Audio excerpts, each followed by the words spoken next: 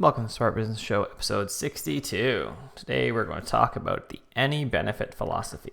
And I first heard about this in deep work, or at least heard it named this in deep work, and I really like the name. So I'm going to stick with that. Now, the any benefit philosophy is that we look at a new tool, a new process, a new whatever, and decide that there is a benefit to it, so we use it. Now listen to that for a second. We decided that there is a benefit. There is some benefit to it, so we use it.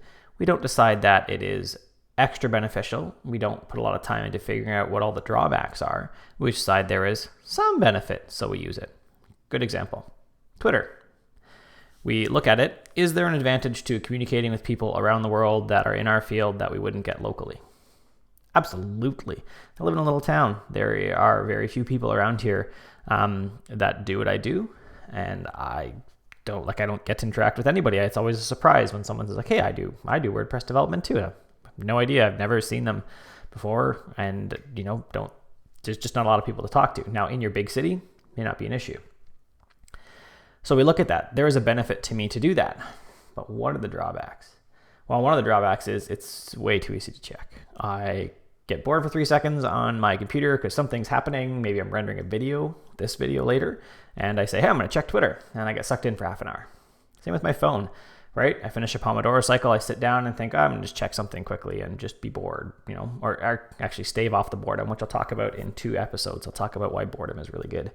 And then 20 minutes later, I'm like, oh, well, that was a bad 5-minute break. That was 20 minutes. That was a terrible 5-minute break, in fact. So we even do this with Slack, right? We say, hey, or chat systems. We say, hey, we don't want email. This is great. We can get on chat. That way we don't have email all the time, not filling up our inboxes. All you're doing is transferring that thing that you could easily shut off to some other thing, chat system, where you're more often expected to be around all the time. With email, it was easy to say, I only check email once in a while. Chat, the social perception is even harder there.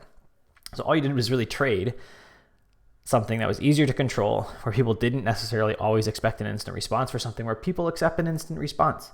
Is that really good? Does it actually help your productivity during the day? I contend it probably doesn't. I actually keep Slack off most of the day. I dip in sometimes. I dip in a couple times a day because I have mentoring groups, and I dip in for them to make sure that I am answering questions that come up for people. That's it.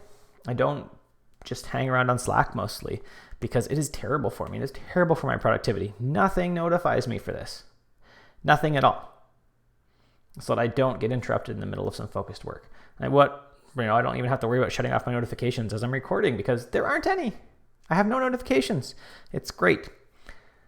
So as you're evaluating a new tool, you need to go past the thought that there is just some benefit to it.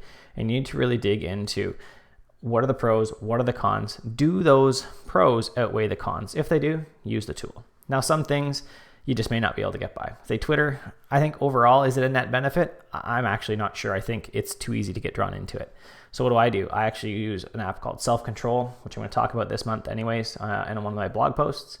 And that actually blocks Twitter off for me most of the day, so I can't check it. I have like 8 hours set, no Twitter, which is great. That way I can still get some of the benefits because I dip in usually once a day, once every couple days to it.